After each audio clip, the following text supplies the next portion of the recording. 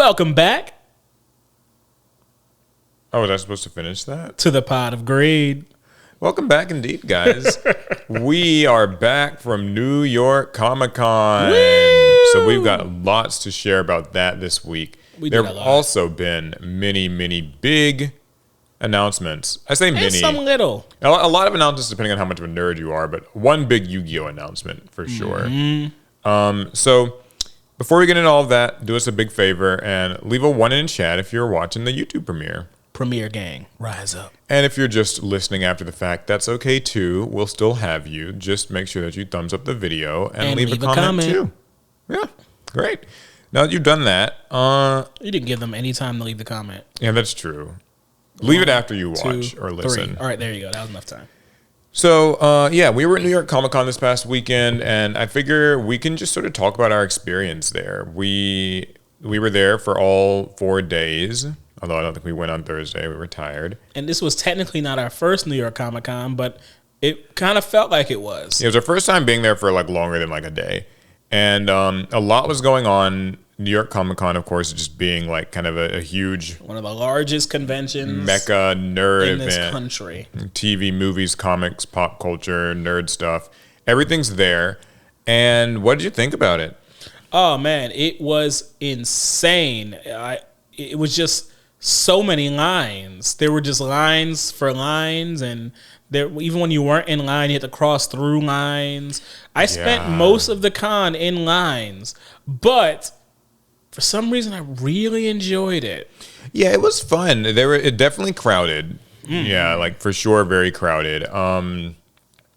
Very much, like it felt like every kind of nerd was there, right? Like you had like comic book nerds, gaming nerds, anime nerds. There's a lot of crossover, but card games some people TV. are more specific. You had a little bit of everything, and that was cool. I think it's always nice to just sort of see so much fandom celebrated in one place. Loads of cosplay, loads of like meetups and panels, and some really big announcements as well. So we're gonna be talking about like some of those announcements later on, but the thing that's maybe most relevant to this podcast is that we were there mostly through Bandai.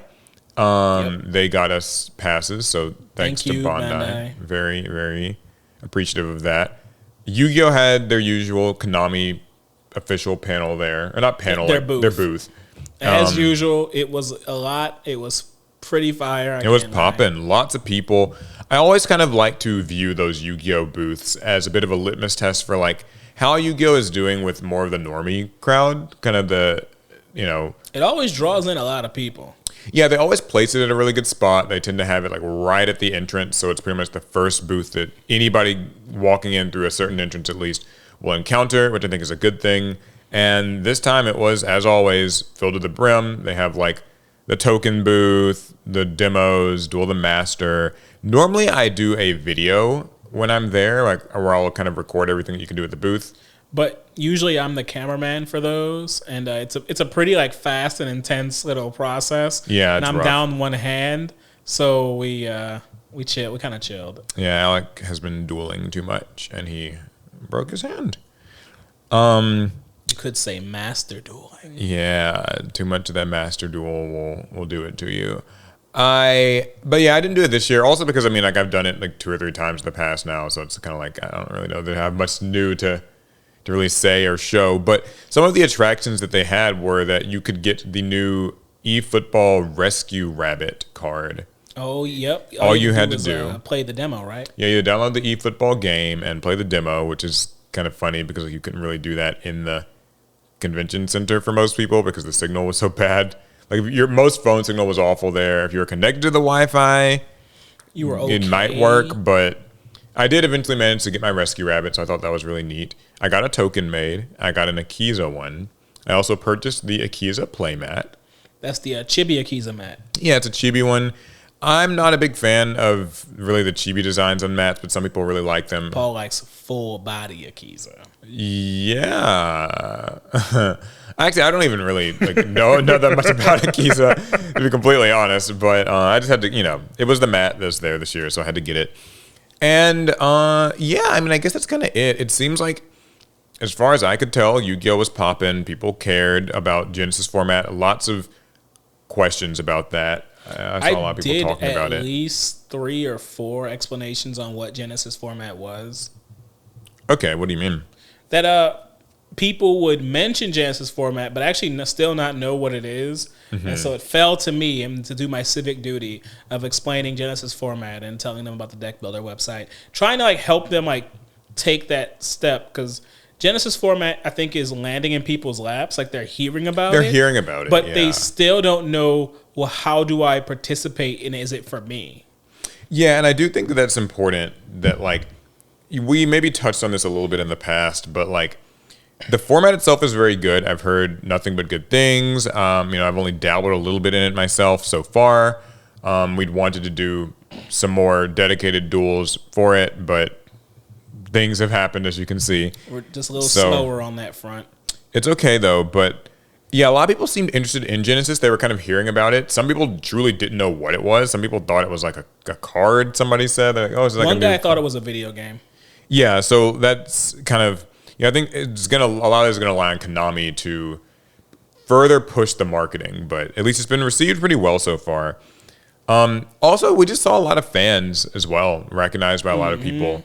So shout outs to anybody who came up and said hi. We had a couple of freakouts.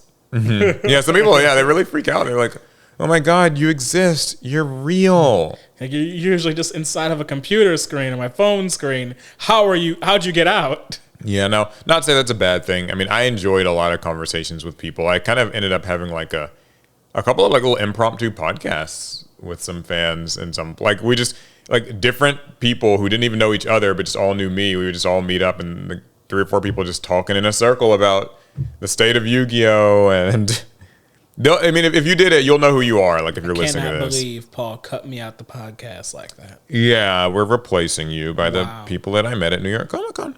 Wow. Even if I don't know many of their names. But no, that was cool. It's always good to kind of see like where Yu-Gi-Oh! Is with the average person who's not the person who kind of chooses to come to New York Comic Con. I feel is sometimes a different person than the person who chooses to go to a YCS, if that makes sense. Well, it has to be, right? I mean, there's so many reasons to go to New York Comic Con, and there's kind of only like a couple reasons to go to a YCS. Yeah, you have to be quite dedicated to go to that. But the only other thing I was going to say about Yu-Gi-Oh, I guess, is that there was one other thing. What was it?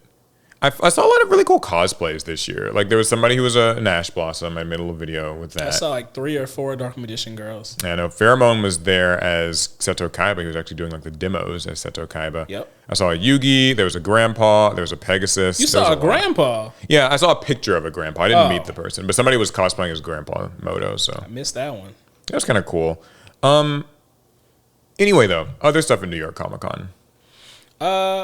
I found myself going to a lot of panels. I typically don't do too many panels at conventions. I'm usually like in an exhibitor floor, like Fiend. But this is a Comic Con, and the big thing at comic conventions are these like panels with reveals. So I really want to be a part of those. I remember I went to the Marvel Comics X-Men panel. I went to the DC Comics panel where they kind of showed off their newest slate of comics and some of the announcements that were attached to them. I went to the Marvel Agents of S.H.I.E.L.D. reunion panel, and I was completely blown away by how many people were in there with me. You go through a lot of like your life as a nerd, like solo. Because like I was never too big in social media, so I never quite understood that as I'm consuming something, there's actually a few million other people doing the same thing. But it felt like they were all in that room with me at the same time.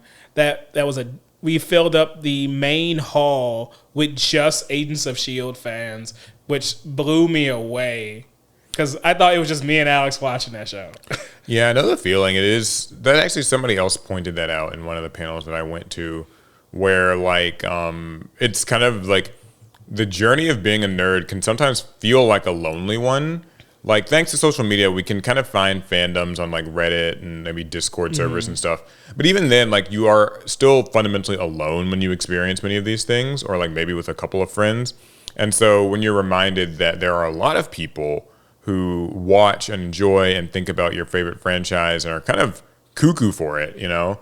Like it's kind of reassuring in a way. It's very validating. Yeah, we went to the Digimon like beat break panel where we met the voice actor for the new Geckomon, and they showed off a like an early look at the Digimon Time Strangers like Little anime promo video. It only came out like a couple days ago. Yeah, but we saw it early, and I still thought it was crazy how many people they got into that room. Digimon had always been such a niche thing. Everywhere I go, it's always like, yeah, there's a few of us that like Digimon. But then I'm in this room of hundreds, and I'm just like, wow. Yeah, I mean, it feels like Digimon sort of has been making a bit of a comeback this year. I know that's something that we want to maybe try to find a way to like create some content around, because there's so many things happening. They've got an anime, they've got a new game, they've got another upcoming like mobile game, Elysian, or I call it Elysian, which was actually that was a demo at the big Digimon booth. Played the demo. I did enjoy it. Yeah, I was going to ask you about that. How'd you feel about the demo of I guess you also played a Time Stranger demo. I did play the Time Stranger. More importantly, how'd you feel about the Elysian demo? It felt like. Oh, we should mention what this is actually first. So Digimon Elysian is the upcoming mobile game kind of Digimon TCG simulator that's coming out. You can think Master Duel, but with a story and original characters. So think about it like Card Fight Vanguard. Was it Deer Days? Not Deer Days. Day something. That Card Fight Vanguard game on Switch that some people love and some people hate. But anyway, Digimon Elysium. It's coming out soon. We don't have a release date.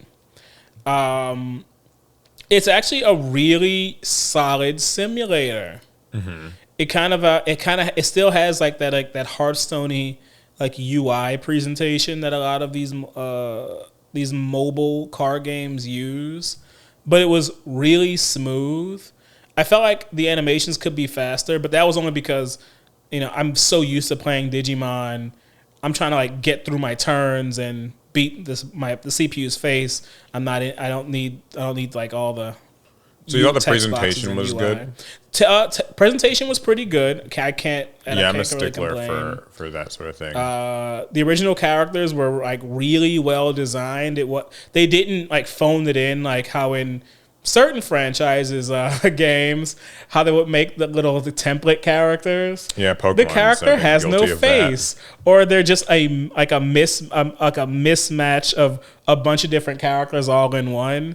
But they actually designed original characters and Digimon for Elysium, but you're also using real Digimon TCG cards. So if you had a favorite card or a favorite deck or strategy, well, it will likely just be in Elysium over time. I just had a good time. I think I played 6. I did 6 like tutorial games, and it was fun. I liked it. Cool, yeah.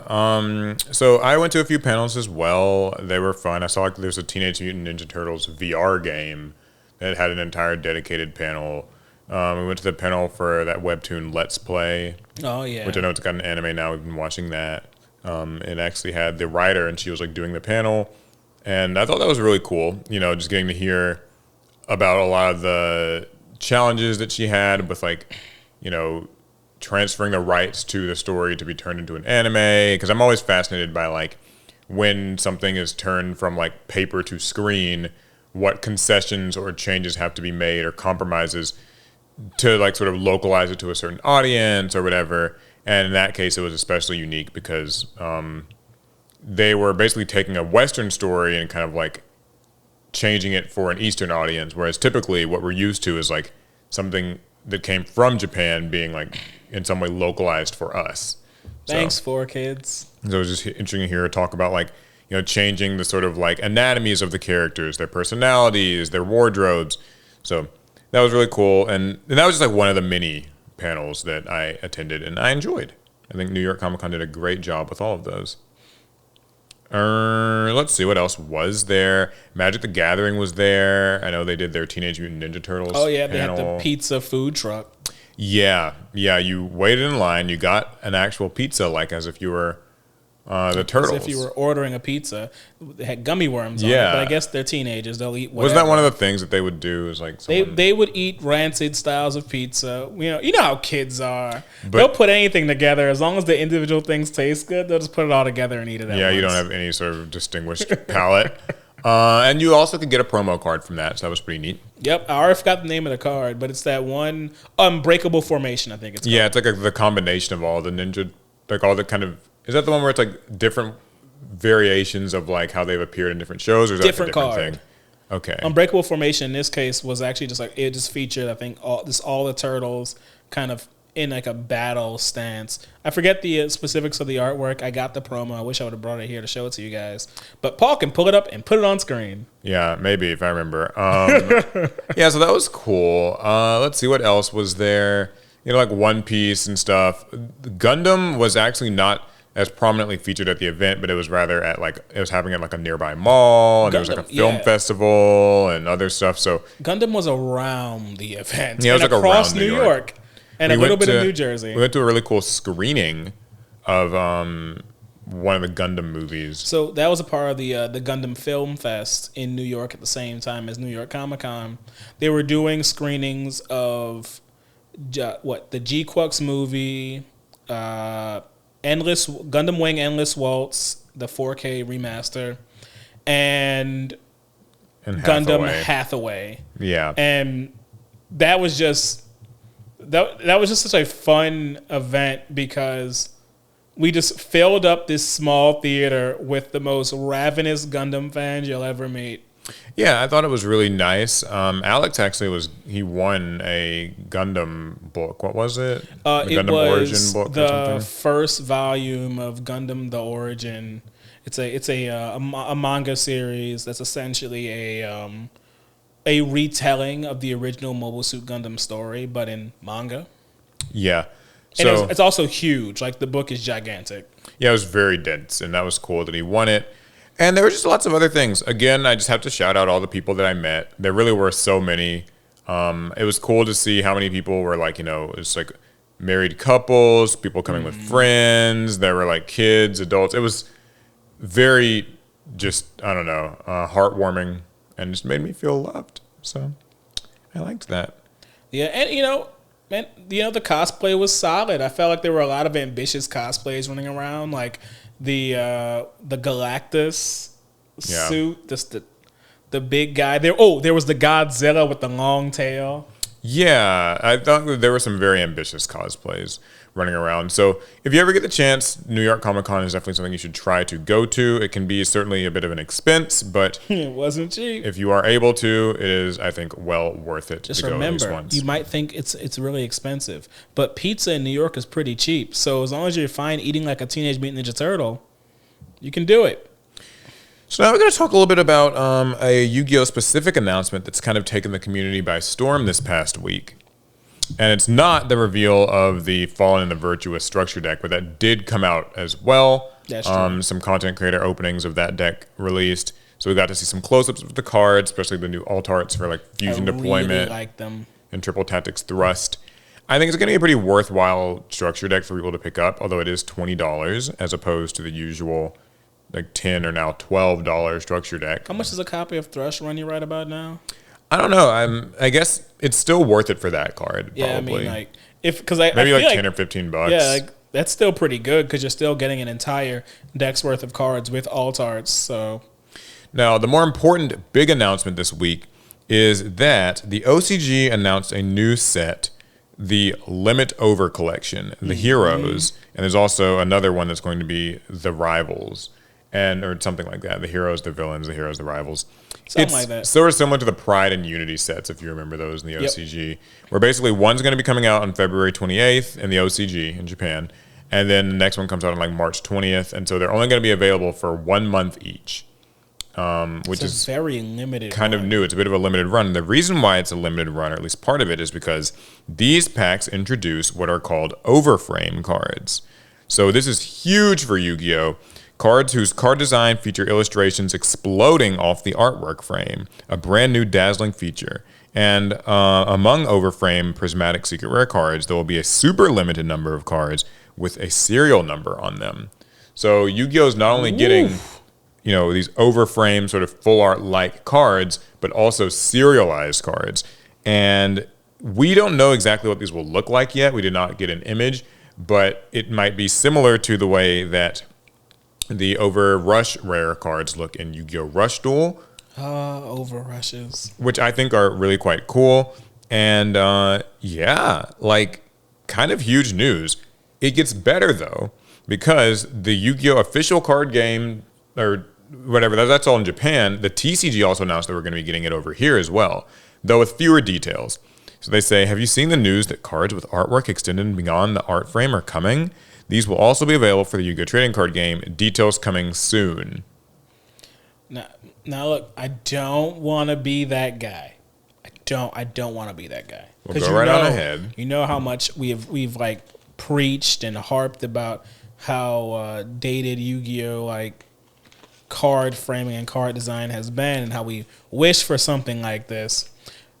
But I feel the need to say that whenever the OCG gets something that's really cool and special, we kind of get a worse version of it. Because, like, for instance, and hear me out. You remember alt arts, right? Like when the OCG introduced alt arts, their alt arts were like fairly easy to get your hands on. They came in multiple rarities. If you wanted, let's say, the Diabelle Star alt art, she came in like 2 or I think 3 different rarities. But if you remember, when we got those same alt arts, they only came in 1 rarity, the highest rarity of the set, which made pulling them like pulling teeth. Well, I'll get to that, I think, in a sec. One thing I was going to say is that I don't like the way that sometimes alt arts, for a long time, would get thrown into sets like Gold Series. Like, I remember when they were doing like alt arts of like Bigfoot and Apollosa and like IP Masquerena at first. They were only available in like Maximum Gold, and that was a rarity that was, in my opinion, maybe not that great looking. And so, like, it sort of sucked that if you liked the alt art of the card, the only way to really have it, at least for a long time, was in a very atrocious rarity. But the gold foiling would fall off. Just in general, like, print quality in the TCG kind of is very hit or miss. And, like, sometimes rarities that work well in Japan seem to come over here and just look like crap. Like UCRs in Japan, you can read the card names, and you can't read them here. I don't know what that was about. Yeah. But either way, all of the negativity aside, I think that Yu-Gi-Oh! Getting full art cards is still a huge announcement in and of itself.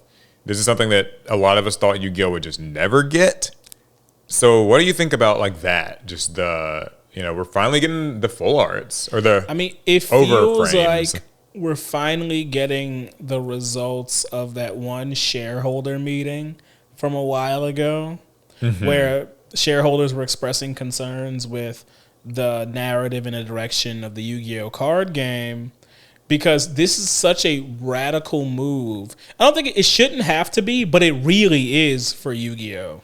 We do not break those frames. Yeah, it's a pretty big deal. Like, I think that a lot of what's coming together now, just these full art cards, and to be fair, we don't know when we're getting them in the TCG. Like, we don't know what sort of product that they'll use, what the printing we know it won't be next set. What will be the rarity, all of that, like, we have no clue.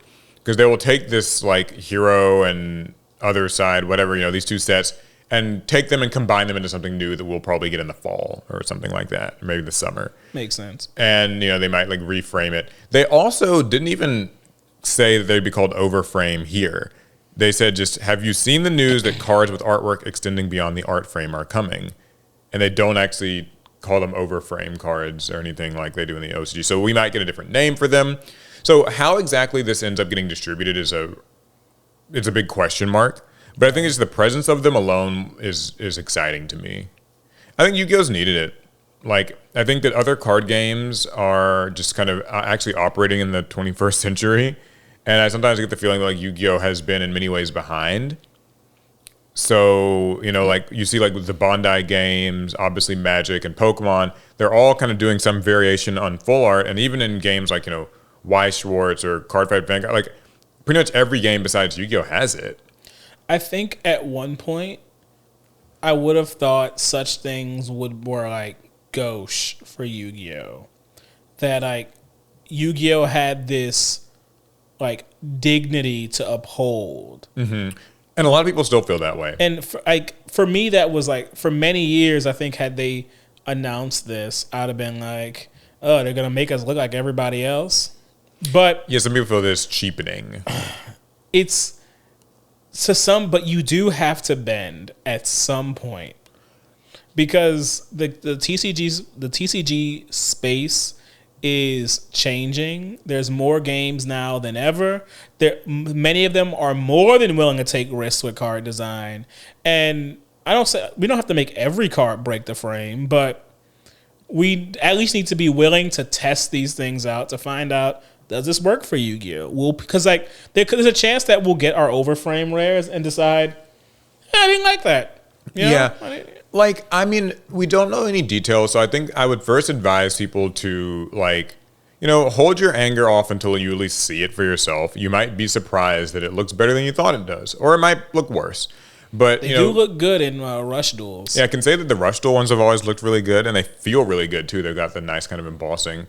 But also, you know, when I go to events like New York Comic Con and a lot of these conventions, you will quickly notice a trend, which is that, like, Pokemon and Magic get featured at a lot of like random booths and vendors and stuff, like exhibitors where they have like cards for sale that are graded or just, you know, kind of high-end cards. And Yu-Gi-Oh is oftentimes not at those tables or not in those cases. And if it's for numerous reasons, it's mostly like Yu-Gi-Oh cards don't really have much of a huge collector scene, not nearly as much as like Pokemon does. And also the cards don't stand out very well in a case. You know, part of the appeal of a full art card is that it's huge and like it literally just it forces your eye, like it's breaking out of the card almost. I did see a case of Ghost Rares once. Don't ask me what the cards were. I couldn't tell. But yeah, and that's the thing. Even Ghost Rares and stuff still don't really, like, they're still kind of hard to actually make out what they are unless you're a Yu-Gi-Oh fan. Now, that's just one small critique of like the Yu-Gi-Oh card frame look. I generally like how Yu-Gi-Oh cards look. I think that the frame does have a dignity to it, and like it kind of always looks to me like an old like scroll or manuscript. And I think it was very fitting for the early days of Yu-Gi-Oh when we were within the like DM narrative. Yeah, that realm of mysticism that like, kind of everything had to it. Yu-Gi-Oh really took off into that like a higher tech sphere pretty much the moment GX started, and really even during DM itself, because like technology was always a huge part of it. Like Kaiba with his dual discs and dual fields, and you know they had VR in Zexal. So to some degree, it kind of is a mismatch when our cards look so old and rustic, right? Yeah, I know, and I think that also, you know, the card designs, like the artwork on the cards these days are so much more like anime. Like you get a lot more like kind of like cool anime fighting robots, anime protagonists, like, you know, waifu cards or whatever you want to call them. But just in general, I think that the art direction is almost wasted a little bit on these small little frames that we're getting. So I do sometimes think that maybe having a few of the cards be able to break that border and stick out to you would be really cool. While the theming can be a tad controversial depending on who you talk to, I do think Yu-Gi-Oh artwork is actually better than ever as far as like the quality of artwork. Yeah. And sometimes I feel like the artists are putting a lot of detail in these card artworks. Tiny little cards you'll never see. I think another thing too with is sort of, I've heard varying thoughts on this, is like how will this like, you know, pull scalpers into things? Like, is this going to make Yu-Gi-Oh a game where people are scalping it? And look, scalping is bad, right? We can both agree on that. Yeah. But like, I feel like, you know, maybe if we had a little bit of scalping, you know. So it's funny you say that. I had that exact conversation with some people, just some fans that we were just at New York Comic Con, just kind of hanging out and talking. And, you know, there is something to be said, and it sounds weird, but you just have to hear me out on this.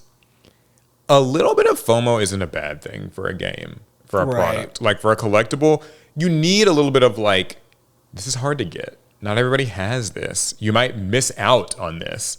Like, it's kind of a conversation starter. Oh, like, where's that from? Oh, yeah, it's one of the serialized ones. Or like, so you only got it if you went to like this event and stuff.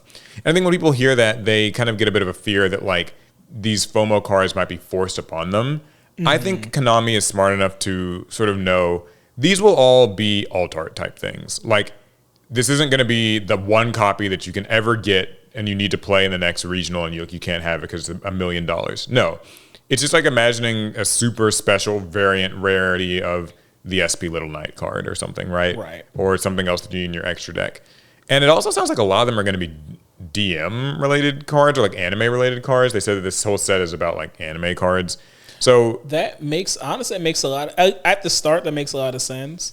When you're trying to market to the general audience, they will remember like older Yu-Gi-Oh. So if you make older Yu-Gi-Oh like burst out of the frame on them, it might burst out their wallet. Right, like you've got these people like a Rhyme Style where, you know, he's like all about Dark Magician Girl. He will probably be the first person to own one of these like Overframe Dark Magician Girl cards if they pick. I tried to pull the Rush Duel one, was not lucky. So like that's kind of how it goes. Is I think that these aren't going to be cards that you're going to have. They're supposed to be cards that not everybody has. They're supposed to feel special.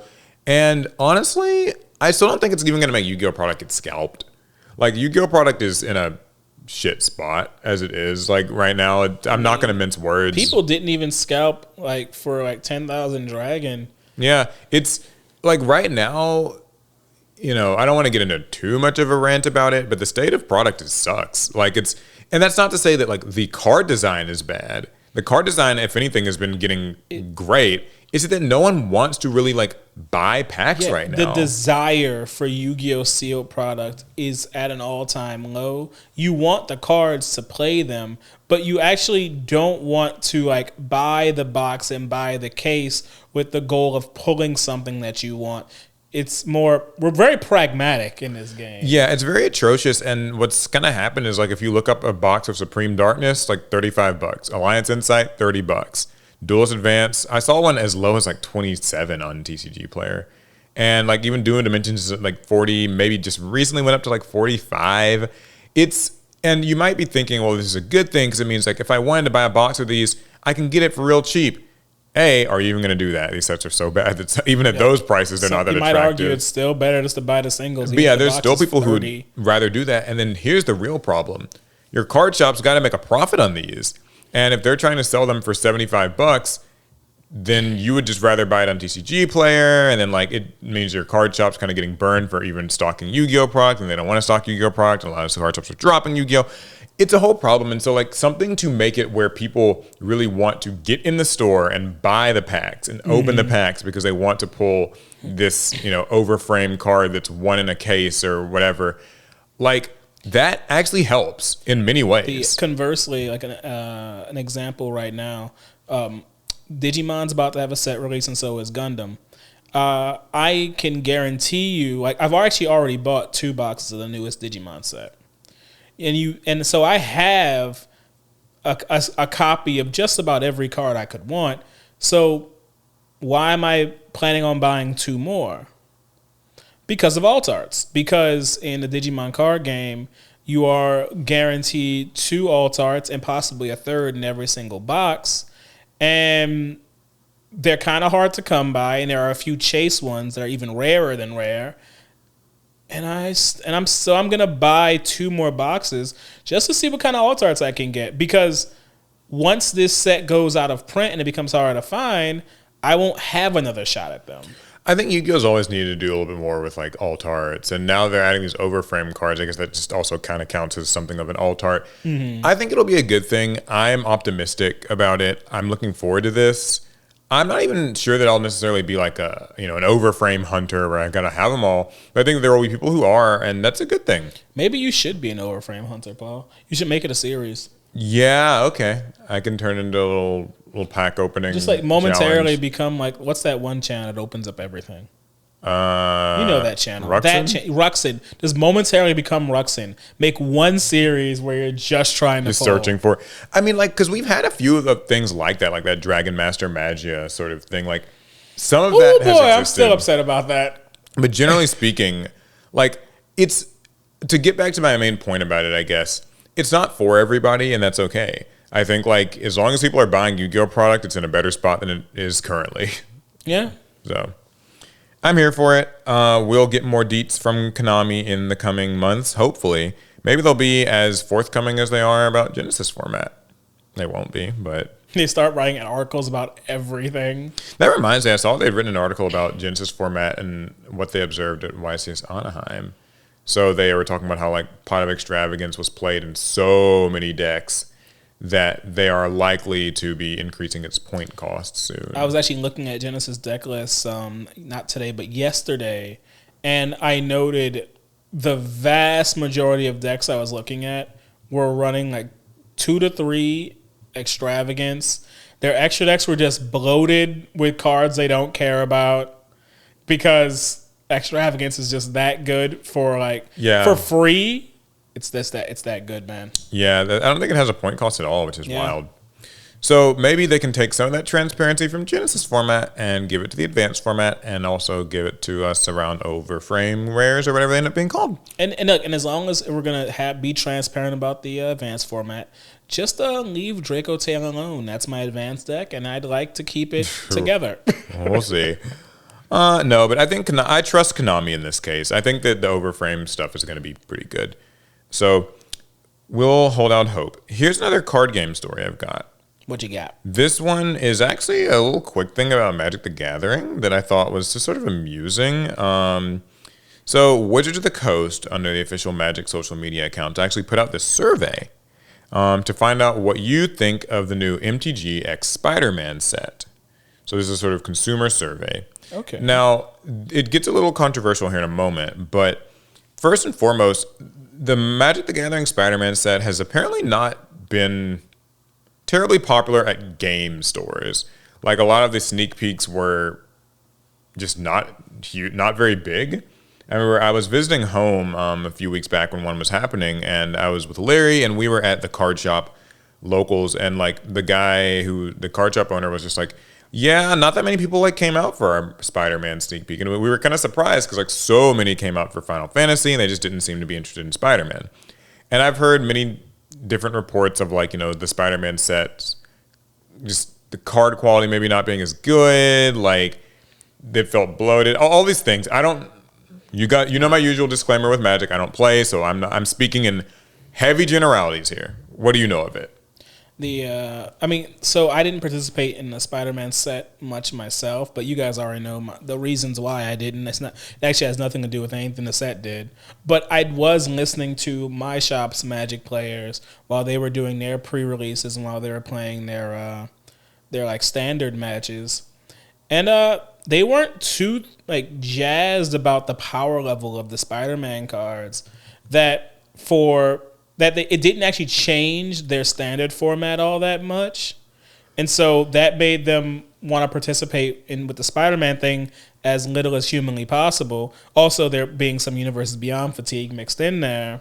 Yeah, you might know also that the whole Universes Beyond thing, because we've talked about it on this podcast, they've always said, there's like a quote from maybe Mark Rosewater or somebody who was like, yeah, we're finding that more people are enjoying Universes Beyond and buying it, and like the people who aren't enjoying it, that number is decreasing. He said something to that effect. And when we said that, we were like, or when we read that, we were kind of like, that's just like a strange thing to say. Like, I don't know exactly what that means. I've been gathering. But when I saw this survey, it was sort of unique. There was one question in it that really struck a lot of people the wrong way. Here's what the question was. To what degree did negative influencer commentary impact your perceptions of Magic the Gathering Marvel Spider-Man before the set released? Woo! And so in this survey, you get to sort of rate it 1 through 5, like a 1 being greatly worsened my perception, a 5 being greatly improved my perception. So this is a lot of people consider this question to be kind of in bad taste. It's definitely a very loaded question. That shouldn't have made it into the survey. Yeah, go ahead. We've taken classes on how like surveys are supposed to actually be conducted and what makes a good survey question, what makes a bad survey question. So I'm not gonna get into why that's a bad question as far as for surveys in general, but specifically, it just seems a person can't tell you how a influencer's negative commentary impacted their perception of the product, because people don't experience life like that. Yeah, that's what I was gonna say. I don't watch a Team APS video. Wait, I am Team APS. I don't watch a let's say Anything video. we'll watch the professor Tulare Community College video, right? I don't watch one of his videos about some product, and then go to my shop, see that product, and then say, the professor said this about the product, so now I feel like this about it. No, I'm just gonna feel one way or another about it. I'm not going to try to trace dots as to why I feel that way. The thing is, if an influencer said the product wasn't very good or they didn't like it, that is strictly their opinion. You cannot equate that to the consumer buying decision as if they only listen to influencers and influencers control everything, and that Spider-Man is bad because an influencer said it's bad. Well, I think that what it really comes down to is them being curious about whether or not like influencer commentary affected perception that's fine. I think it's just the way the question is worded is very leading. It only mentions negative influencer commentary. And that's it. The proper way that I would word this question is, did like influencer commentary impact your perception of Magic the Gathering Spider-Man? Not to what degree did negative influencer... Because like that way, 1 through 5 would be like, yes, I listened to influencers and it affected my perception, or like, no, I did not affect my perception. That's fine. I just think that when you are starting out with the premise of like, it only could have worsened it. Right, like because influencers only can say negative things. Only consider negative influence. Yeah, like only consider like the negative things you heard because that's like all that could have affected you. That's why you need to remove that like bias from the question, because I think that it's pretty rough, and it gets worse because later in the survey, if you I guess answer that with like a 1 or something, it says you have indicated that you have seen and engaged with content made by influencers, YouTubers, streamers, etc. about Magic the Gathering X Spider-Man. Please specify the names of those influencers, YouTubers, streamers, etc. Yeah, I feel like that's very like targeted.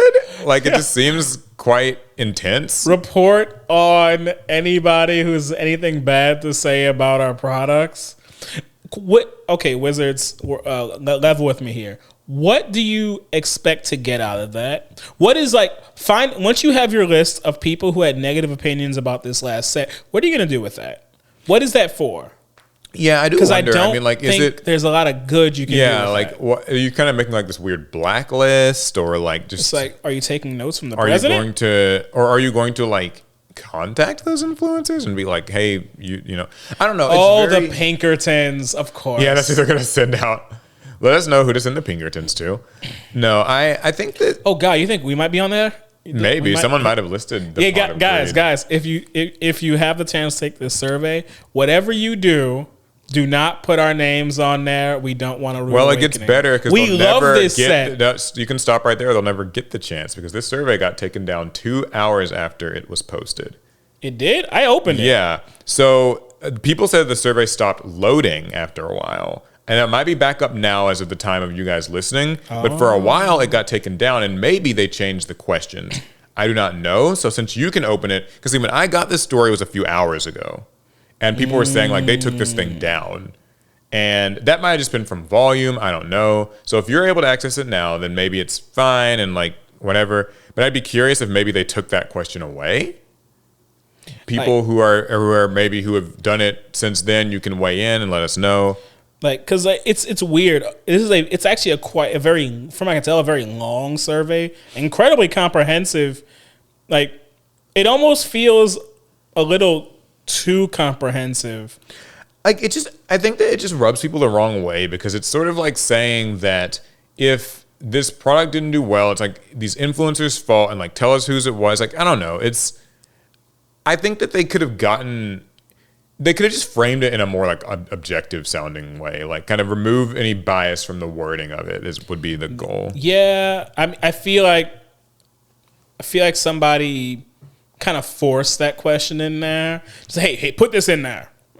I think it's also tough because like I'm sure there are plenty of Magic influencers who specifically maybe said negative things about Magic X Spider-Man, and that's what it is. But like, there's been so much general universes beyond like discourse that I think that it's pretty tough to really divorce it from your opinions on any specific set, because it's a kind of like it's in the room, right? Like everyone's always talking about like maybe being exasperated with universes beyond, no matter what set it is. So just the general exasperation might have colored your perceptions of Spider-Man. But I don't know. I haven't taken the full survey myself, so like there might be other questions that do serve to be more positive. I don't know, but probably not about influencers. But yeah, maybe not. But yeah, so that was kind of an amusing story. If you have taken such a survey and you entered us, if go back and take us off. Yeah, if we don't show up next week, you'll know why.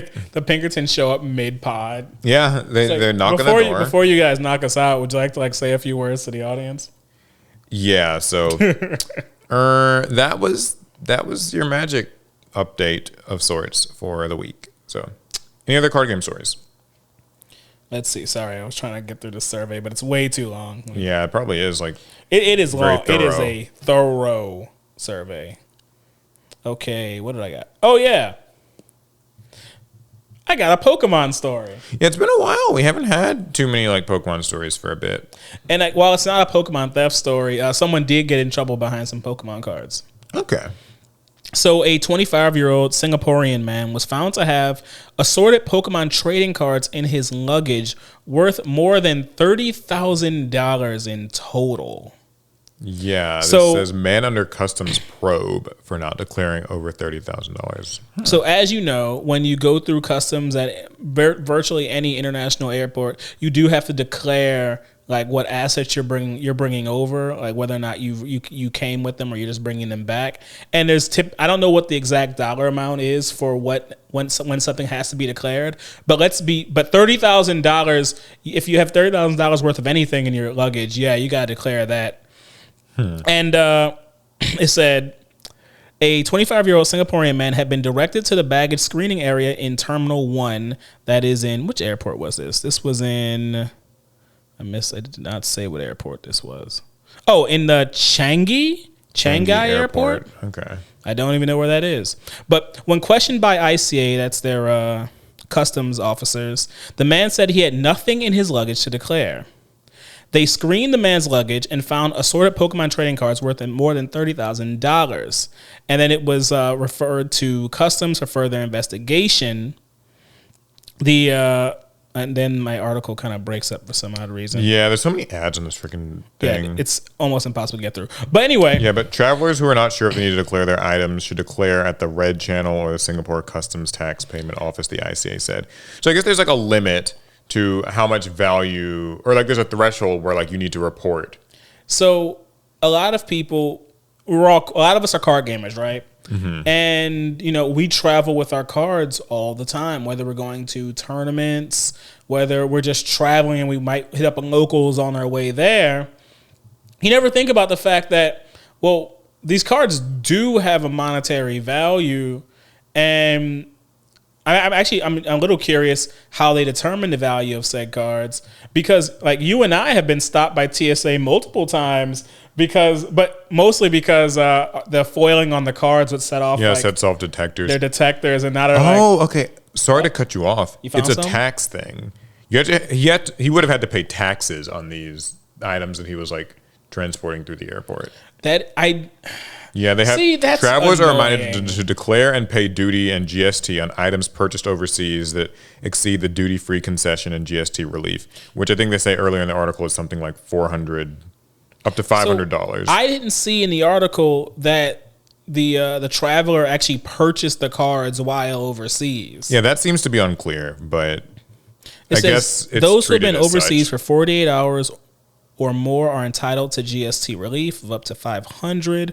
For trips under 48 hours, the value is capped at $100. So I mean, with 30K is well over both those margins. So I guess it's the implication here is that he purchased these items and then while flying back, I think, into Singapore, he would have had to pay a 9% tax on them because he purchased them from overseas. I do wonder, because when we went to, Worlds in Japan, yeah, I did spend a pretty penny on trading cards there. Like, it wasn't 30K, but it was definitely north of like 100 or 100, probably north of 200. Yeah. Like, did I break a law? Well, I mean, this might just be a Singapore thing. Maybe it could be a Singapore thing. And then Pokemon cards, as we've discussed in all of our Pokemon crime stories, Pokemon cards are basically considered money.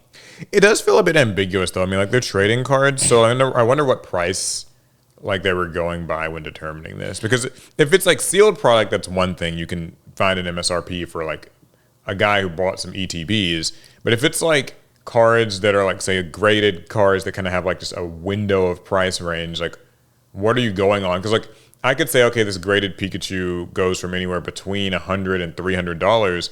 If it's 300, then my cards are suddenly going to add up a lot faster than if it's like if we're going for the low end of like 100. And then when we're talking about value in collectibles, like that's a technically, couldn't I just say how much those cards are worth? Yeah, like it's very like fair market. You know, it's sort of you could price set it. Like I could just say, well, that card's worth $1. Well, why is it worth $1? Because I will literally sell it to someone right now for $1, and that means it's worth $1.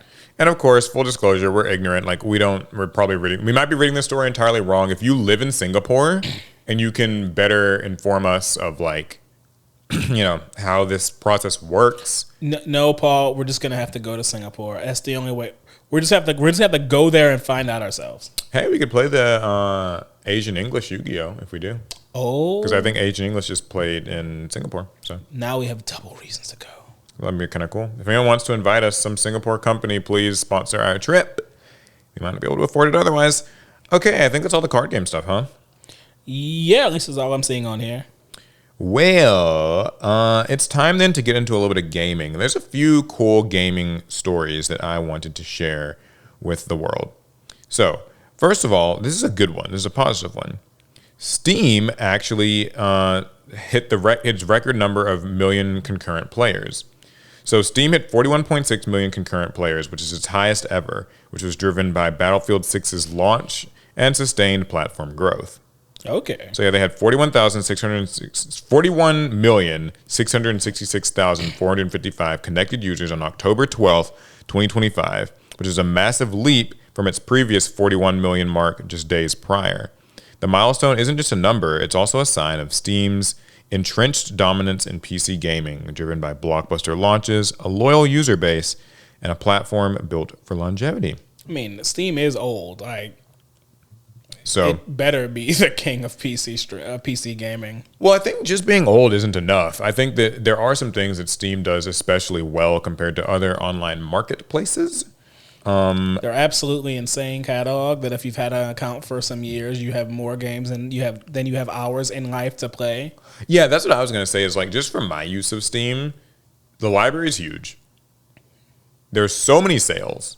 Like Steam sales are happening all the time. Those sales are the whole reason why I'll die before finishing my backlog. Yeah, sometimes you'll just hop on Steam and just be like, oh yeah, this entire franchise is like 40% off today. Like every game in it, just. Or sometimes you'll find games for like $3 or $4, like some old game that you just forgot about.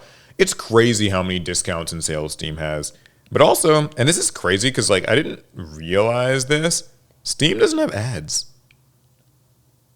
I guess not, huh? Steam just doesn't have ads. Like it has promotions for games that are on the platform. Yeah, they have ads for games they are selling. But it has no ads that ever direct you like off-site to some website. And that's insane in 2025. Like to just not have some ad for Coca-Cola or whatever, like sending you away. I mean, I've been on like Epic, and I don't think I've seen ads on Epic either. Yeah, there's also mod support, user ownership, and a community-first design.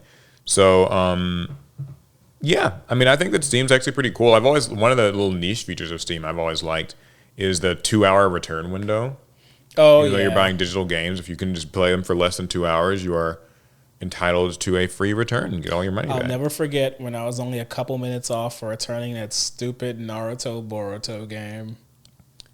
Yeah, I think I remember when you were maybe playing that. I had accidentally left it on. I hated the game. Just to be clear, I hated the game pretty much from the start, but I left it on and I couldn't return it.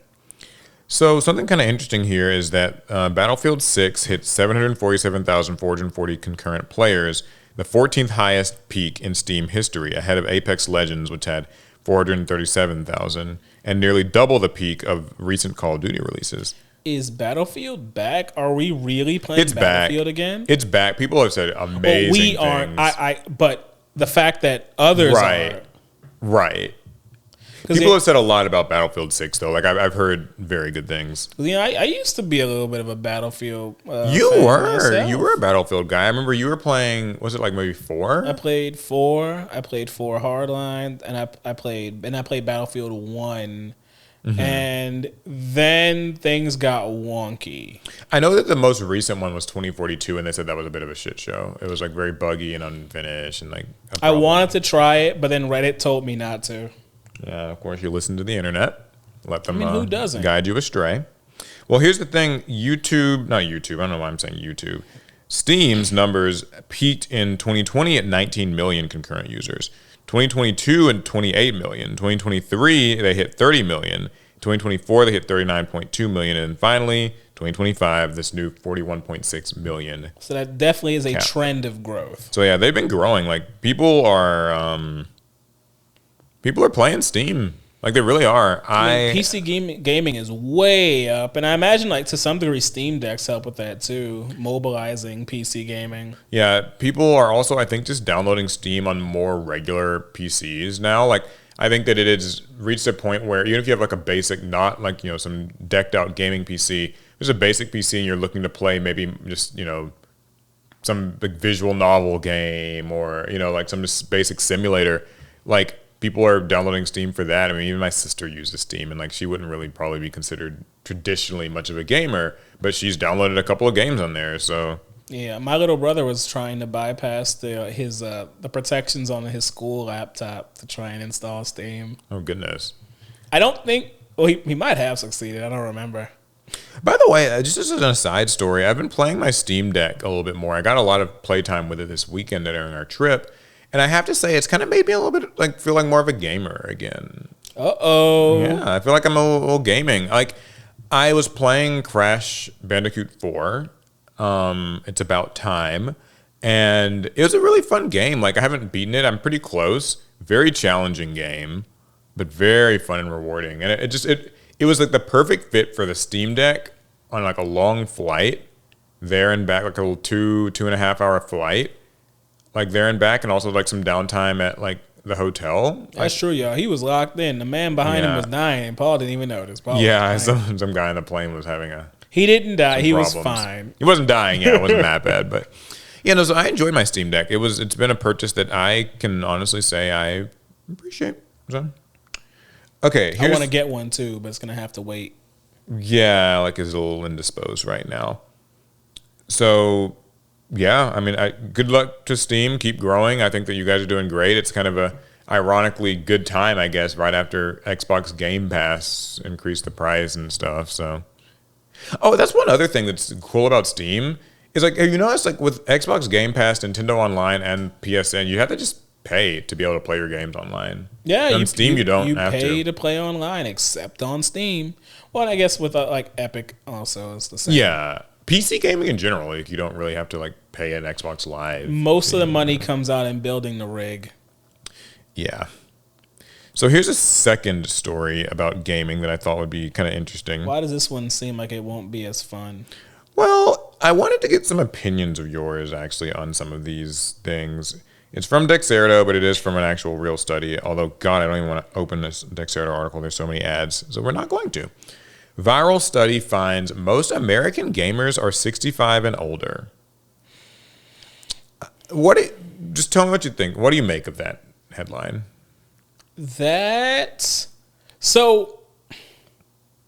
All right.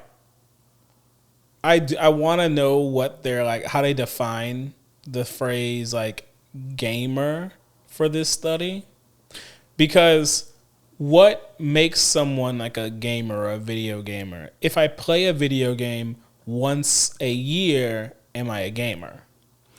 Yeah, so we're going to delve into all of this because I was very curious. I asked the same thing, like what kind of defines a gamer. They don't go into that much detail on it in the synopsis from Dexerto, but there are some cool statistics. So we're going to take them one by one and share our thoughts. Okay.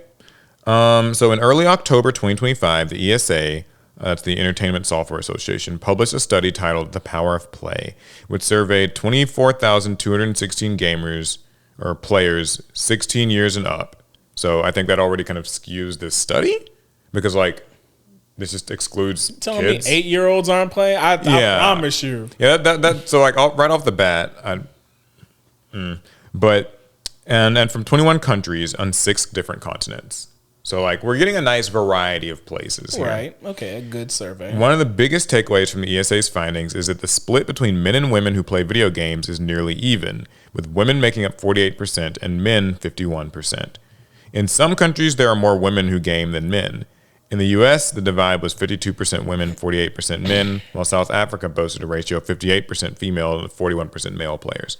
So what do you think about these numbers so far? Like, still wondering how we're defining what makes one a gamer or not. But, I mean, close to 50-50, that makes sense in the modern age. I feel like if we did this study 30 years ago, there would be more of a disparity between, like, men and women, but I think gaming has largely become a non-gendered thing.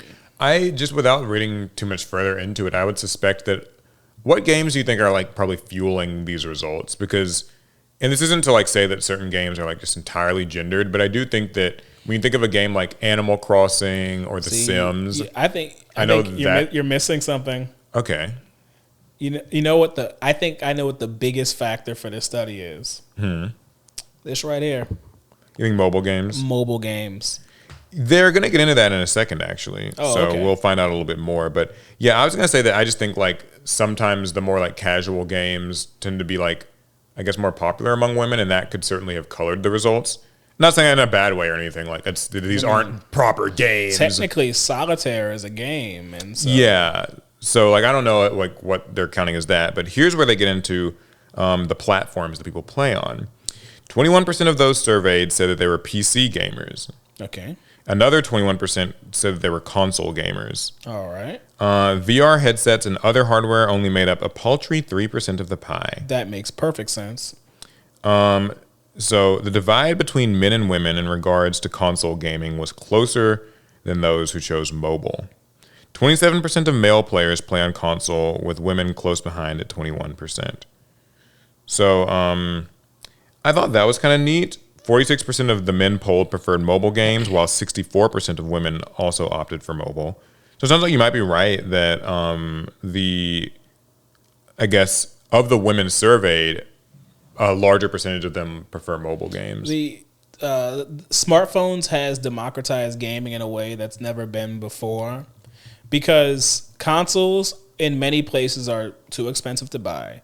PCs in many places are too expensive to build, but there is a smartphone for damn near every price point nowadays. And for every smartphone, there is some kind of a game you can run on it. Right. So if we're considering just any old game, as long as you played it like maybe 4 times in a year, if that makes you a gamer, then yeah, those numbers are going to be huge. Another interesting tidbit is that the average age of most gamers is 41 years, with 55% of the polled players, regardless of gender, opting for mobile games over console or PC titles. Yeah, I still don't love that they just excluded... Like, I know that you can't really probably even legally do survey research on people under 16 or something, like maybe for this, I don't know. But I think that, like, not counting the obvious 12-year-old Fortnite kids makes these studies, like, a little bit harder to believe, because I don't doubt that there are people, senior citizens who play games. I just think that the median age of gamers is really probably, I would say, something closer to like 30, like 32. Yeah, I mean, kids would just drive that number drag it down so much more. Yeah. I still think like there'd be a huge like slice of the pie devoted to mobile gaming.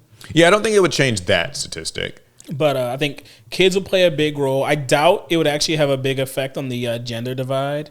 I imagine like the gender matters even less with kids than it does with adults. Yeah.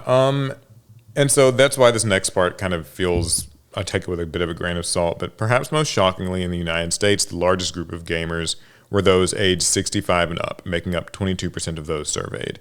We know that if I would put money on the fact that if you included ages under 16, that'd just be the largest group. Like far and Thing away. is, like, so anecdote. My mom likes to play these little word games on her phone. Mm-hmm. I would never call my mom a gamer. She would not call herself a gamer. Yeah. But why do I feel like this in the survey scope might of this call her a survey would call gamer. her a gamer? It's Yeah. it's like it's not really the same thing. Well, anyway, I mean, like, well, actually, no. There's more to say on that too. Is like, I wonder, like, when picked for this survey, like, what got you picked for it? I always wonder about that because Like, do you have to kind of volunteer for the survey? Like, are they putting out happening all the time, all over the world, and in these huge surveys with thousands and hundreds of thousands of people surveyed, right? How come I'm never surveyed? Actually, that's what I was going to ask you. Is have you ever been like asked like picked for like one of these like very dense surveys before? I've only ever done like some YouTube surveys. Yeah, I was gonna say, I've never done like important ones. Like I feel like I've done ones where it's like something that I've played or whatever, and like, oh, we want to hear your little quick like 5-question survey. But like I've never been in one of these like real like research, you know. Like I've never even been in a Family Feud survey. I've always wondered where their survey numbers come from. Oh wait, I think they polled the audience. Because so if you were like trying to get a better idea of maybe some of the stats that we're hearing about here, like what would you maybe change? Because I feel like the number one thing is if it was possible, I would want to survey people like age. I think that there's probably a number where like under age 10, I don't think I could even trust the data. Like I just don't know if they'd be like understanding what's being asked or something. But like I think that I would at least do like ages 12 and up as opposed to like 16 and up. I can see that. I also think, and one last thing just for mine is like, I think you must play games at least like once a week. Like, would you say that's like fair? It's just, I mean, I know it's so arbitrary and people have different lives and schedules and all that, but like, I just think that if you were playing games anything less than once a month, that doesn't feel like enough of a gamer to even like really be considered for the survey. yeah, I feel like I would drag it somewhere to 4 times a week, and I honestly like 4 times a week. Yeah, I think Ooh, 4 times a week. I was saying And just once. now I got it different. I'm gonna do it by hours. I gotcha. In a week, a gamer should probably like it is for a survey. I'm not trying to define what makes a gamer. I'm just trying to define it for a survey. I think you should probably say like if someone plays approximately 4 hours of gaming in a week, I have no problem calling them a gamer.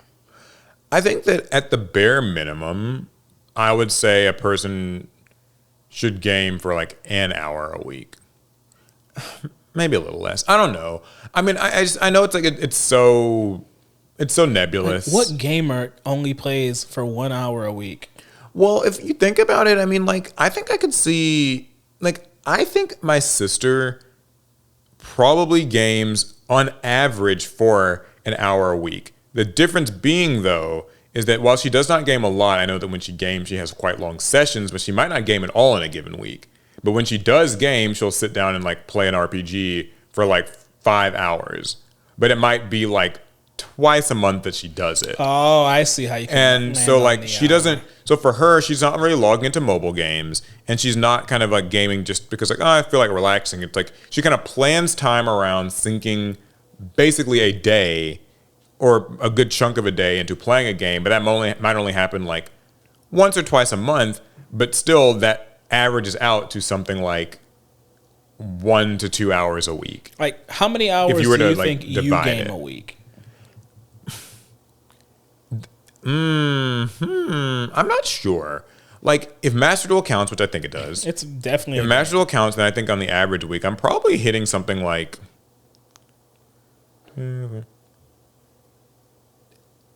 like 8 to 10. Like, I don't know. Like recently I've been playing less Master Duel. Like, just I'm kind of boycotting it. I'm boycotting Master Duel right now. That's right. But you know, like. On some of my more active weeks, like I think when we're in our more like, you know, we're playing Final Fantasy every night, like, and then I like hop right off that and I go straight to Master Duel for 2 or 3 hours, and like I've had like weeks where I think I get up to maybe like 15 to 20 But I think there are also people who they would call those rookie numbers. They are, but I wasn't gonna say that. I would say because like I think you probably outpaced me by at least double just from your mobile games. So before the hand, actually even while with the hand, I would say that I probably clock about off mobile alone. I probably get like 3 to 4 hours every day. Yeah, I know. That's crazy. I feel like you and Alex both, like, I feel like you guys get a free 20 just off of just... He actually doesn't play that many mobile games. He has played them, but he does not play that much. I don't think he plays as many as you, but like I see him on those mobile games a lot. Like he plays them, but he don't play. And then like before I hurt my hand, then I can easily add another 7 or 8 hours off of like just playing like PC games. Okay. Actually, I can add 7 or 8 hours just playing Marvel Rivals. Okay. Because in a given week, before I hurt my hand, I was gonna give Rivals a good at least 7 hours on that week, and then for like Wuthering Waves, Honkai Star Rail, Zenless Zone Zero. If I gave it about an hour a day, well, actually, I probably an hour every 2 days or so. So it's probably another 5 hours on top of that. Well, anyways, here's a few of the last little stats. They also found fascinating breakdowns in terms of favorite genre by gender, with women greatly outpacing men in favor of puzzle games, while men generally prefer other kinds of titles like action, fighting games, and shooters. That sounds like that about checks perfectly out. Tracks. Yeah. In general, go ahead. I find that because like my mom's word games, those are a type of puzzle, and what was, I can't remember that I was on a flight and this girl was playing some type of a puzzle and she was in because at one point we were trying to get her attention and she was locked into that puzzle. I saw some people at locals last week playing Wordle. And I almost didn't really view it as a game, but I feel like this survey probably does. Because like, what is Wordle? Is that the game my mom plays? If it's like the game where you have to kind of like guess a word given a small set of like... Does it have like a it's like a 5x5 situation? kind of graph, and you'll have some of the letters revealed, and you get to like... You play it with your friends, and you kind of see like who can guess the word within the fewest amount of guesses. Or you don't have to do it with... Like it presents it to you, and if your contacts play it, you will also be compared to them, but you don't have to. Either way, the point is, like, I don't see Wordle as like a video game because the way that Wordle works, I used to play it a little bit, was like you pretty much like log in, like you open the app, it takes you a couple of minutes to basically like kind of guess what this word is, and then like at the end of the day, you'll find out what it was.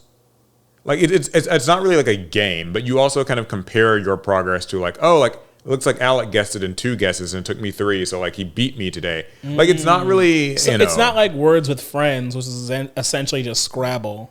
Yeah, Words with Friends was a little different because like this might be a little like dated for y'all youngins in the. I do remember, Words with Friends kind of ages you a bit. Yeah, but like Words with Friends, man, we used to take that seriously. Like my dad, my mom, like at one point I wanted to hit my dad behind the Words with Friends.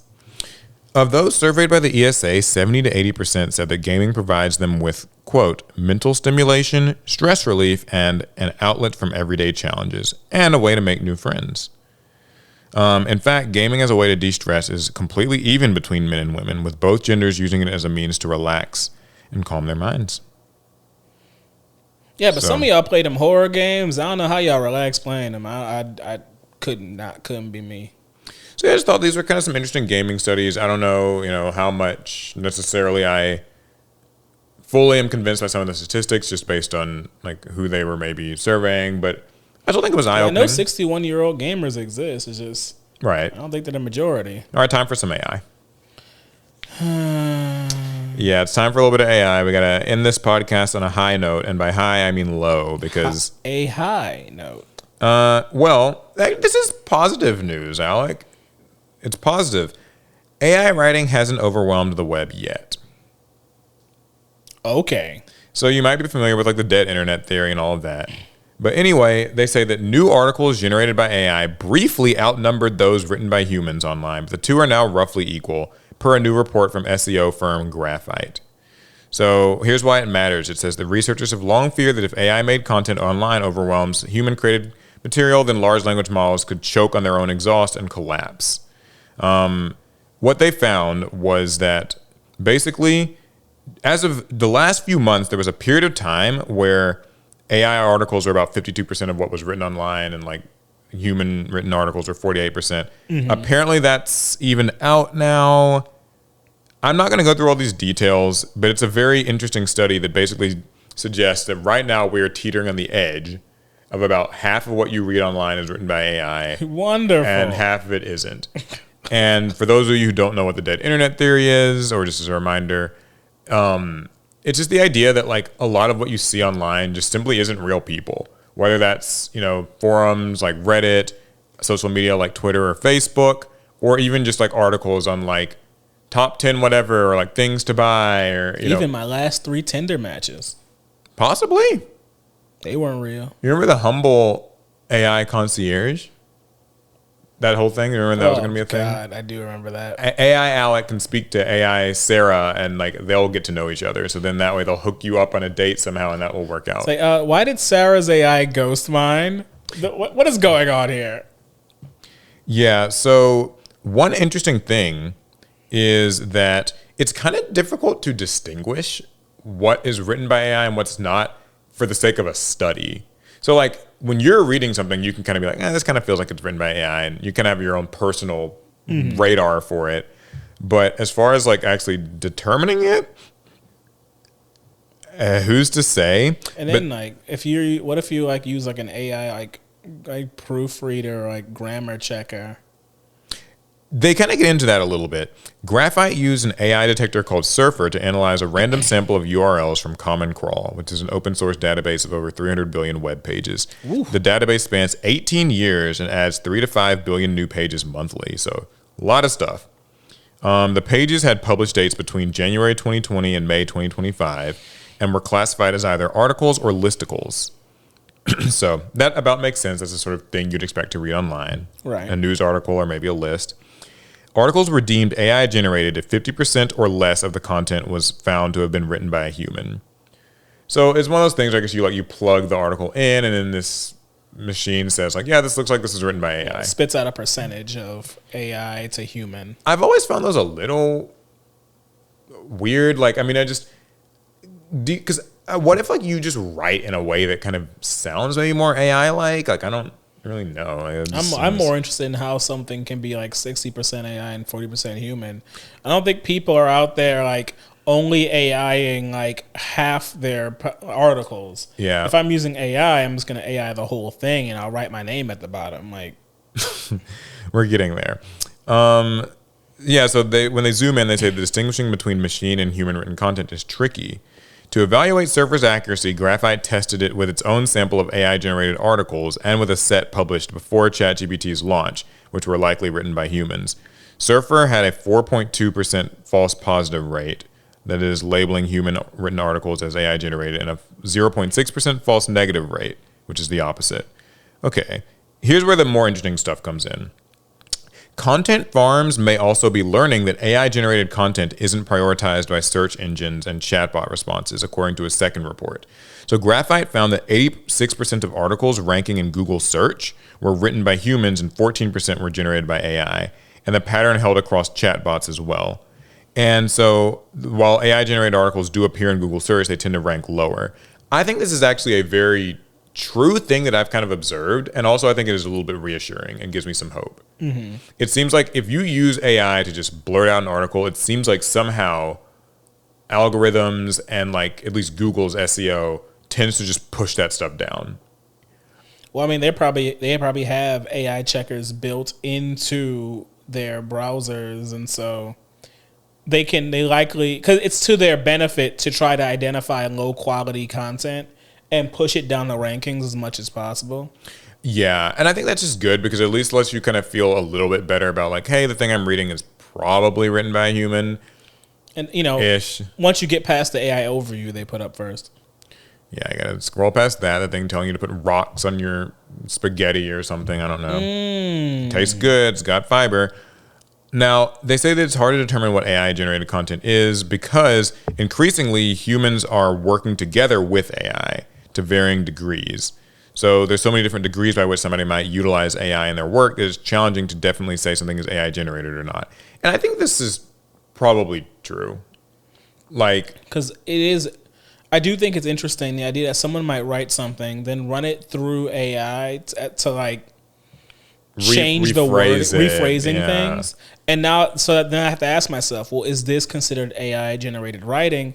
If a person wrote it first and then it was changed, now I'm not so sure. Maybe that's the percentage type situation. Yeah, right? like, because what I was going to say is there's two sort of things. There's like, I wrote this, I need AI to kind of like extrapolate it, fancify it, whatever.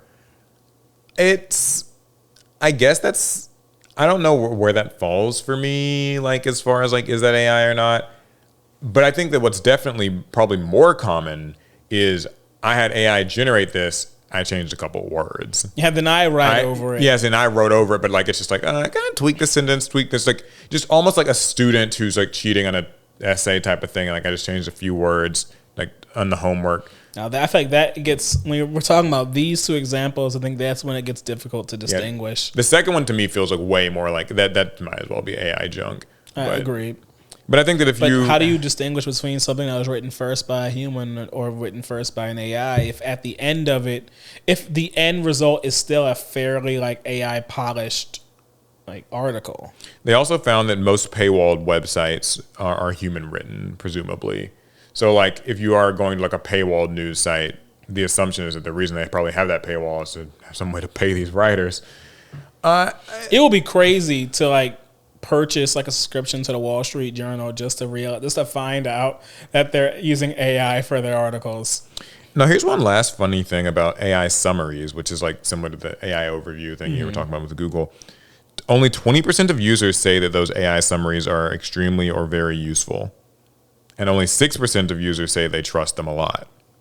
So it seems like for now, humans still want to read content that is written mostly by humans. Which I think would be human nature. I would certainly hope so. I found this article was like kind of scary because like there's so much increasing amount of like it's AI stuff online. Like the fact that a survey like this is even being conducted suggests that it's increasing.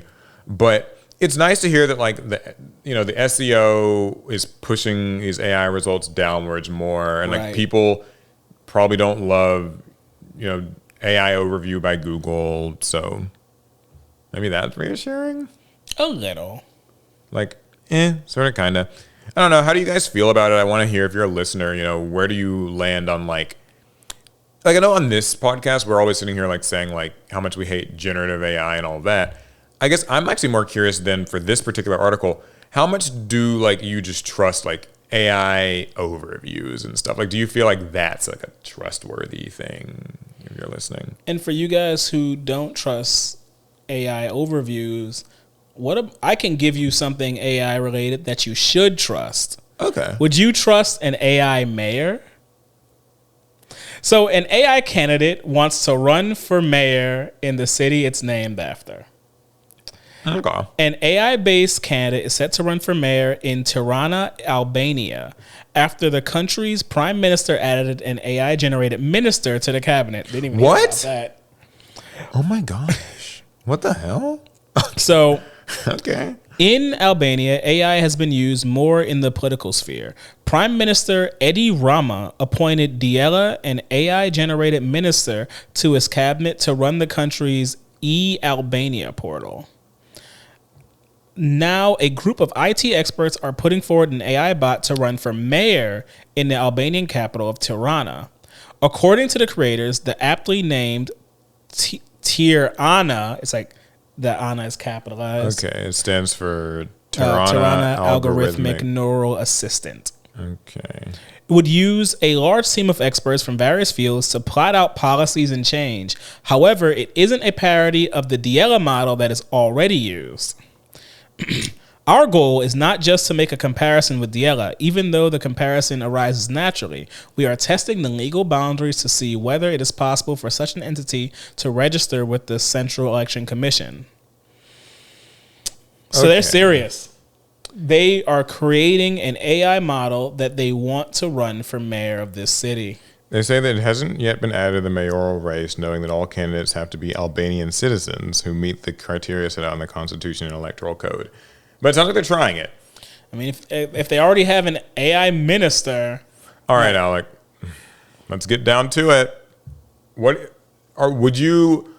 Could you ever conceive of an AI like mayor of the town you live in? Abso-fucking-lutely not. AI shouldn't have final say on anything. Ever. Not the mayor. It's one thing they have like a minister that's like a cog in the political machine. Is it great? No. But at least it doesn't have final say on much of anything. But the mayor, who actually gets to decide how things work in a city, and you want a computer program to make those decisions. I'm not even sure where I want to start with something like this, because I almost feel like, so it's kind of crazy because like just like 2 weeks ago or whatever, we were talking about this like AI actress. Yep. Which already had me like questioning, And then we've also talked about like AI lawyers and AI doctors. Could you have an AI lawyer represent you in court? Would you trust an AI doctor to give you a diagnosis of something? Absolutely not. I think what's interesting about this AI, the idea of this AI mayor, is that no, I don't want it. I don't think that, But then I think a little bit more about it, and I realize there's probably a world not far off, if it doesn't already exist now, where people are just like using AI to run government systems as it is. It's interesting that they're trying to put a face to this, like to kind of make it seem like this is like a person that you're, voting for, and it's going to run against like a human, and like that feels too dystopian to me. Like I don't like the idea that like an AI thing beat a human in because that means the humans voted for the AI person over a human being. You can't represent constituents that you're not a part of. I know in politics people do that all the time, but this is a much worse example because it's not human. And I know that like there's an ideal world where it's like, okay, technically humans are flawed, right? Like we're imperfect, we're biased, we're all these things. So the ideal thing would be we fed strictly the like legal code, all the laws and everything into this AI so it can only objectively just follow the law to a T. And also we fed it all the like the financials and the city budget and everything, right? So like theoretically, this AI should be more efficient and more like objective and just everything about like running the city than a human mayor could be. But that is not objectively a good thing. Yeah. The thing is, though, that runs into this next problem, which is actually that, like, it's... The example I kind of compare it to, I don't think it's like a perfect one-to-one, but is the idea that, have you ever heard, like, in survey research, funny because we were talking about a survey just a little while back, there's no such thing as the average human being. Mm-hmm. It's kind of the same thing here. It's like I feel like this AI mayor would attempt to kind of be just the perfect amalgamation of every policy and every law, and like it would just kind of. But when you're doing survey research, you might find like a statistic that says something like 57% of women are pregnant in this city right now. I don't know. But a woman can't be 57% pregnant. It's like a binary thing. You're either pregnant or you're not pregnant. Same with like, the average family size in this city is like 3.7 people. But a family can't be 3.7 people. Yeah, three or four. Either it's 3 or it's 4, whatever. But like, so when you get into, there's nobody who's like actually the median, anything like of almost of any statistic. And so it's like, as a result, I guess I feel like an AI mayor could attempt to sort of be like the perfect thing for everyone, but I still think would ultimately just not represent anyone particularly well. Who would you like if people say like call your congressman or call like, so then who would you be calling? Well, there'd be no point in calling or lobbying an AI politician because if the decisions are all data driven, you calling in will not change the data. Once it is they make a decision, there's no reason to change it unless data changes. Well, now, so what if, and I don't think this is a good idea, I'm just kind of rolling the devil's advocate ball a little further. What if it was like designed, I guess, to when concerned citizens call in, it takes what they say into its data set? Because if it's meant to like perfectly represent the city, then a concerned citizen's input becomes additional training data and would thus skew things. I just think that's like way open to abuse, because then it's like if people found that out, then they would just spam calls and like, and muddy the data. But it'd be an interesting thought, like of just it will listen to you. It'll listen to Alec, who's concerned about the electricity, water bill, whatever. But it still wouldn't be. It still wouldn't be a human's understanding of it and a human solution to the problem. The only way I think an AI politician would take human concerns into account would be mass surveys where everyone's just filling out this 1,000-question survey, and that all that data gets fed into the AI, and it makes the data-driven, logic-based decision. But once again, I still don't think that's a good thing, because decisions made through data are oftentimes without a core piece of legislation or core piece of governance is humanity. Yeah, at the end of the day, like it's kind of, I'm reminded of like that one early AI story. You'll remember this, where like the AI, like ChatGPT or something, it convinced this man that the best way to reduce his carbon footprint was to die. And like objectively, I guess like yes. If I guess the best way to simply save the planet, because it's all, coming down and burning, is like, that's right. If you just didn't exist, you would have no carbon footprint. So the best thing that you can do is just not exist. In fact, if you take 2 other people with you, then even better. Really, and so it's like, so I hope that this AI governor or mayor or whatever never comes to be. I fear that there will be a time when this will happen. Do not need that.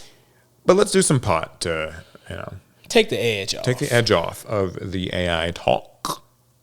Okay, so first of all, we have a little bit of an update real quick on... From the pot? From the pot. This is an update on a question from a couple months ago. Okay. You might remember a story where somebody mentioned how Yu-Gi-Oh! Caused them to join a gang.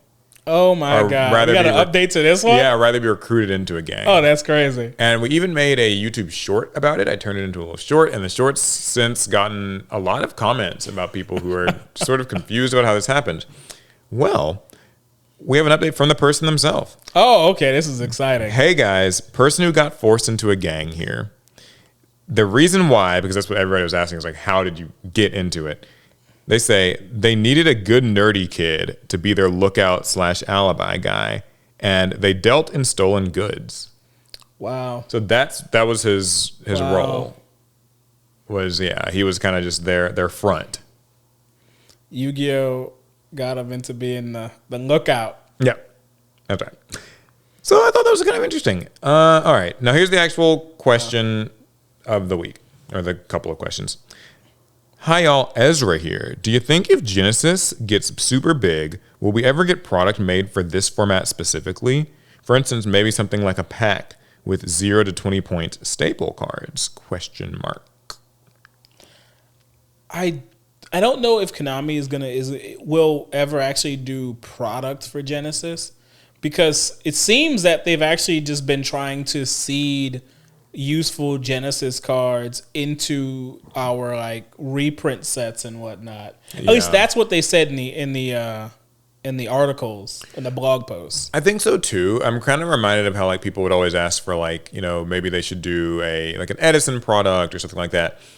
I think that truthfully, I mean like a product that's got like low value Genesis staples would just be a low value staples product for the modern game too. Right? Like, right. I think that, branding it as a Genesis specific thing could be good in that, like, it would show the word Genesis format to, like, more average person kind of passing by in the card shop or the store or whatever.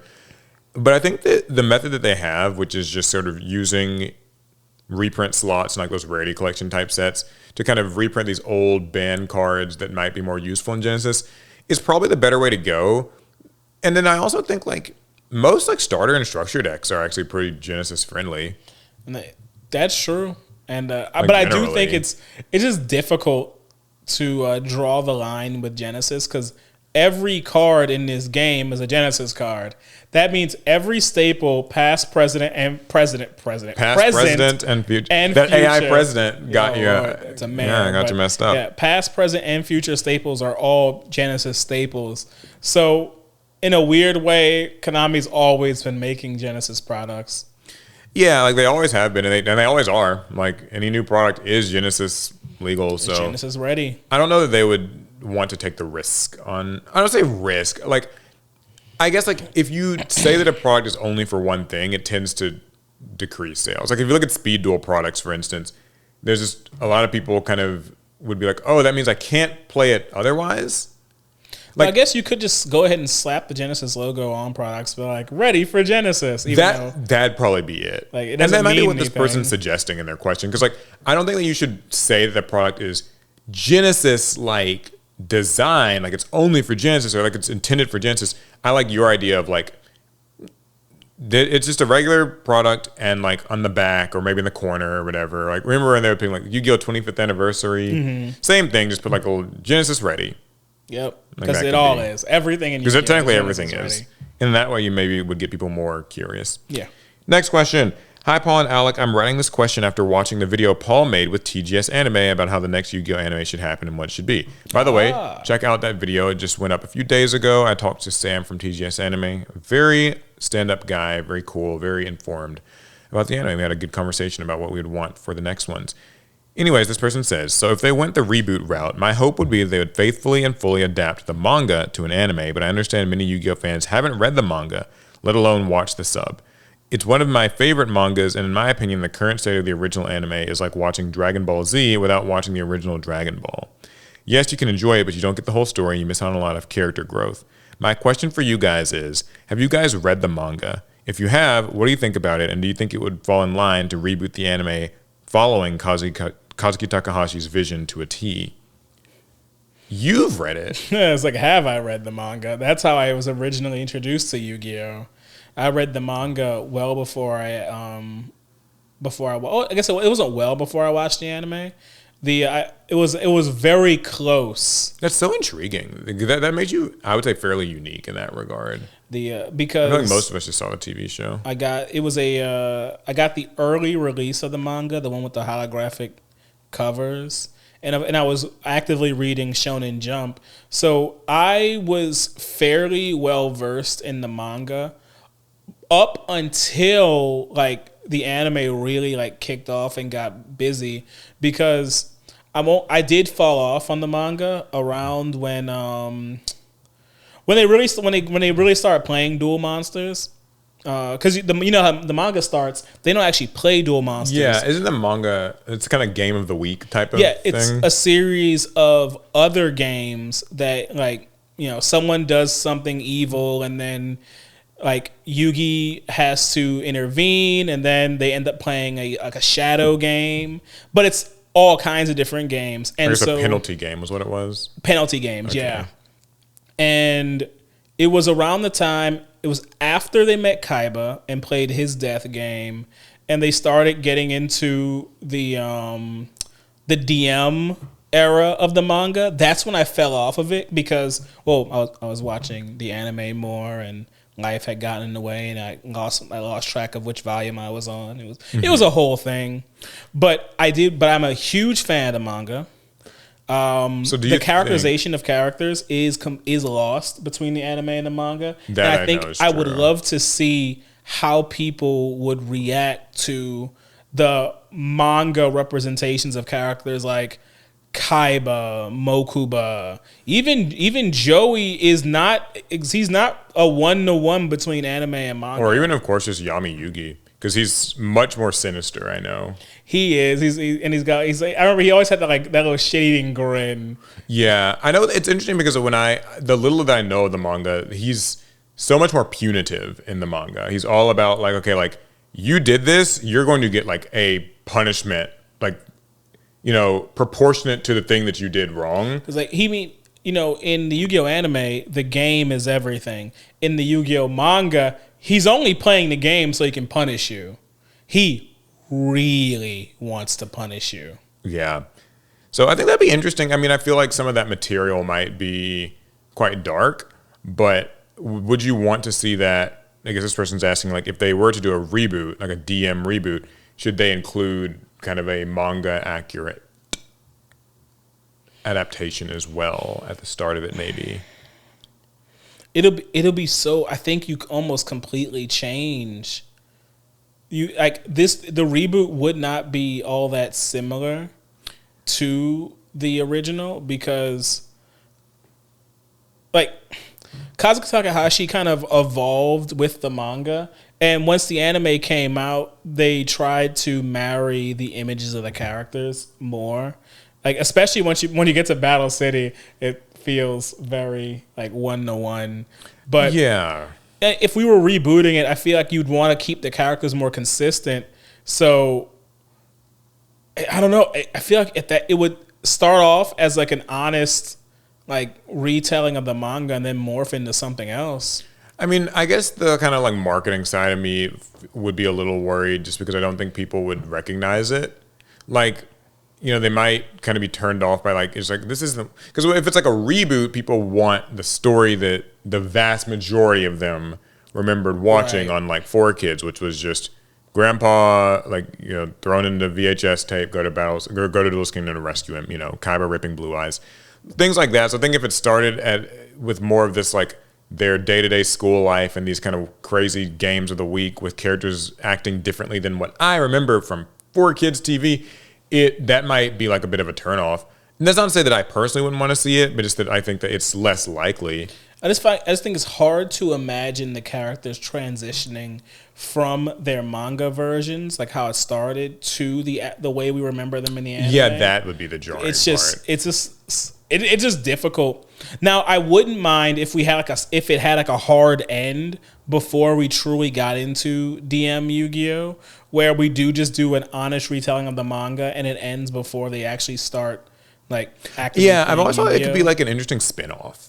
Kind of like similar to how like Vigilantes is to My Hero. Like it's like give it its own like 12 or maybe in this case 24 episode kind of, I don't know. I just think that to add it to something that you're calling like a DM reboot might scare people off.